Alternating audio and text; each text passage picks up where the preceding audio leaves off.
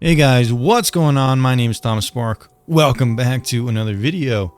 Today we're talking about, can you really trust a VPN?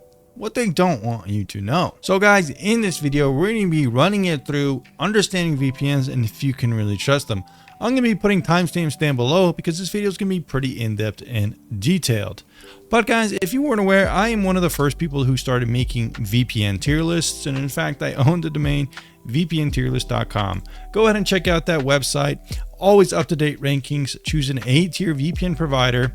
I'll be putting my #1 pick in the description down below. Right now, it's NordVPN. You can see how I rate all the VPNs with objective, verifiable data. And don't mind the see-through shirt. It's a little green. But also, guys, you might want to check out Incogni, which is one of my favorite products here on the channel. I've been recommending for a while.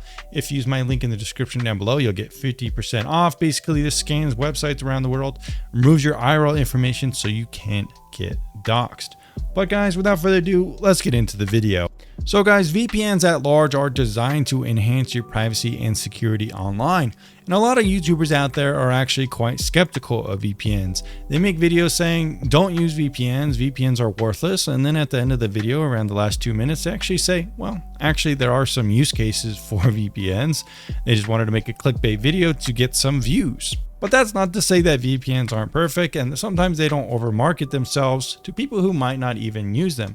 Take, for example, this last video I did. I was discussing one common thing that VPNs say they're useful for, which is getting cheaper ticket prices on stuff like purchasing airline tickets. Now, I actually did a couple different tests and was not able to find that VPNs were actually that useful for that specific purpose.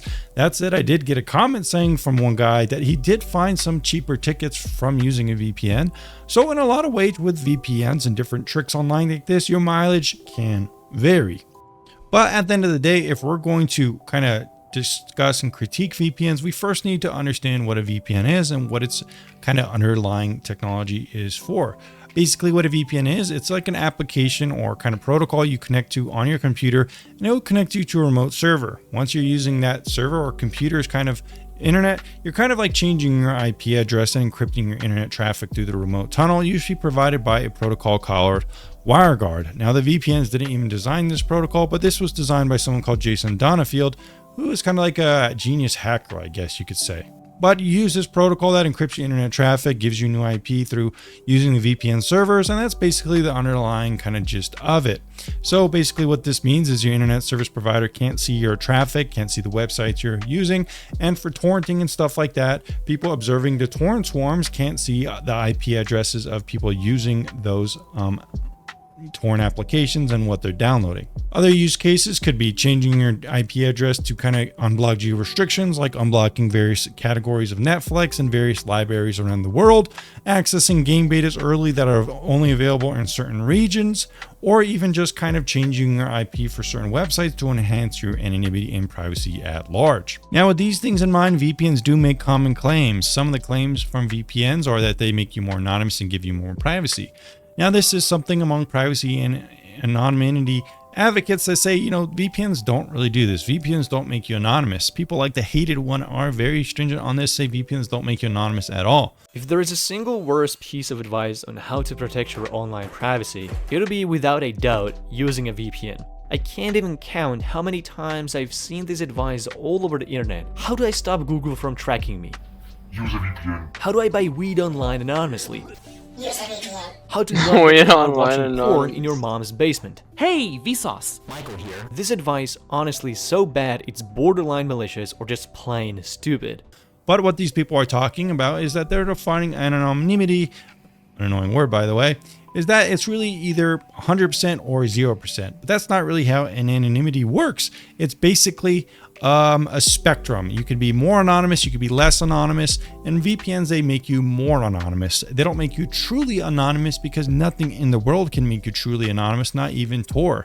So when people say VPNs don't make you anonymous, they're simply saying they don't make you 100% anonymous. But there's probably some argument that I'll put on the screen right now saying that just because it doesn't make you all the way of something, that it doesn't mean it's worthwhile. And I looked this up, and this is pretty much called the Nirvana Fallacy, or the perfect solution fallacy, which basically involves a fallacy rejecting a solution because it does not provide a complete solution perfectly. So I would say that that's what people like the hated one are doing. In this example, it's a Nirvana fallacy because they're dismissing measures that increase privacy or anonymity because it does not provide a complete absolute anonymity.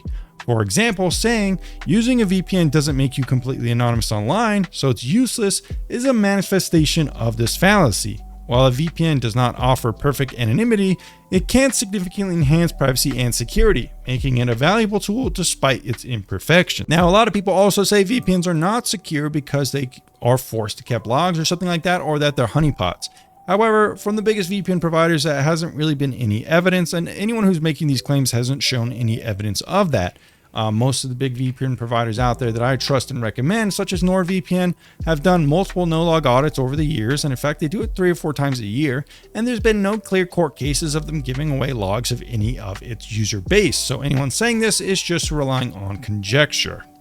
Now, when it comes to some of the other factors of VPNs, I don't really see people complaining about it too much. I don't really see people complaining about the encryption standards, the security features, stuff like kill switches and DNS protection. Most people agree that VPNs are secure. They just kind of get waffly on the anonymity factor, which I clearly discussed already. Outside of that, VPNs do make claims that they can unblock streaming services and websites, and this can be very effective with stuff like NordVPN and Surfshark are very good at doing this. So I would say that claim is very justified. Now, that said, let's go ahead and talk about some of the hidden truths. Maybe sometimes VPNs have failed users. While there have been some examples of VPNs and even kind of VPN peripheral products like encrypted email that have failed users, some examples include Proton Mail. There have been a couple instances of them kind of giving away information on users when requested by enforcement agencies, but this isn't directly related to VPN, and there hasn't really been any examples of Proton VPN doing this. That said, there have been other examples kind of earlier on, maybe when people didn't really understand how VPNs work, where some VPNs did give up information on users. However, I don't recommend those VPNs on the channel really anymore, and in fact never really did, so I don't really consider that much of a problem. There have been other instances of VPNs having security leaks, namely stuff like Windscribe, maybe some other VPN providers like this, but most VPN providers, and every company in the world isn't perfect. There's always going to be some security issues and stuff like that. You're just going to have to hope that nothing was revealed about you. And that's just one of the things with being online using services. There's always going to be some security issues, but as long as your VPN has a good bounty program like this, some other things that are kind of like hidden truths about VPNs or the ownership kind of structure of VPN providers, I would say the thing you need to look out for is when VPNs buy other companies, kind of like this or even this. Those are the kind of things I look out for. I prefer VPNs that are originally owned by the same companies that made them. So that's definitely a plus in my opinion for trusting a VPN. Additionally, we could talk about jurisdiction. Some VPNs are owned in certain countries and other ones. For me, this has never been that big of a way to pick a VPN provider. A lot of VPNs like Proton VPN like to brag how they're based in Switzerland and it makes them more secure, but we haven't really seen that happen with Proton Mail, which is also based in Switzerland. So I don't really think that's much of an advantage per se. As long as you're not using a VPN based in Iran or China or somewhere like that, Russia, I think you're probably going to be fine. So that's just my opinion. But when evaluating a VPN's trustworthiness, keep in mind that no VPN is perfect. There hasn't really been a VPN, in my opinion, that's done everything perfectly.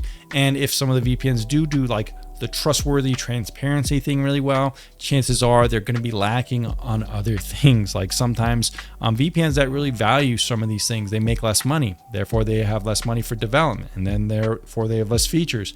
And if you value those features, you might not get them on those specific VPNs. Take, for example, a VPN like NordVPN. I think it's a little bit more aggressive in collecting some data on users on its websites to make more sales and optimize its website and stuff like that.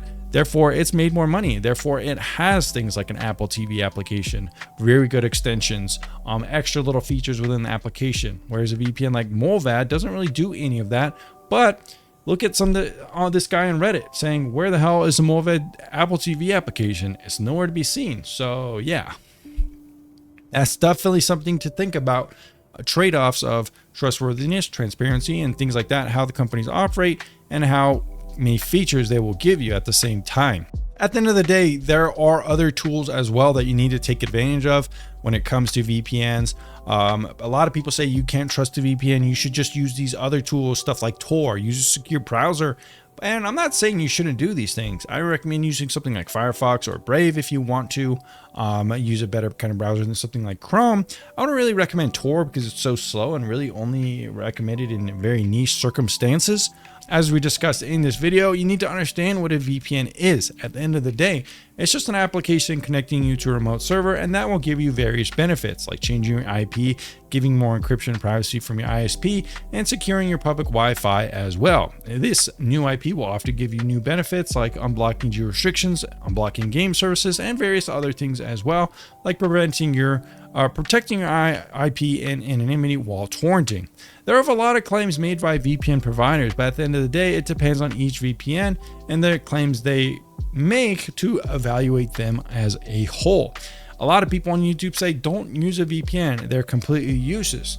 But we discussed how that is actually a Nirvana fallacy, and while VPNs don't protect you all the way and don't provide you 100% anonymity, they do provide a much more anonymity and privacy than not using one at all. And in fact, if you use your normal internet without a VPN, your ISP could see every website you're using. And of a lot of cases, you're not going to be able to access certain websites. Like people in Texas can't even watch porn anymore. Yikes, how are they even going to wink it? So guys, let me know down in the comments down below what you think of VPNs. Do you think there's any serious problems with it? Do you disagree with me on any of the points I made in this video? Let me know, and I'll see you again very soon.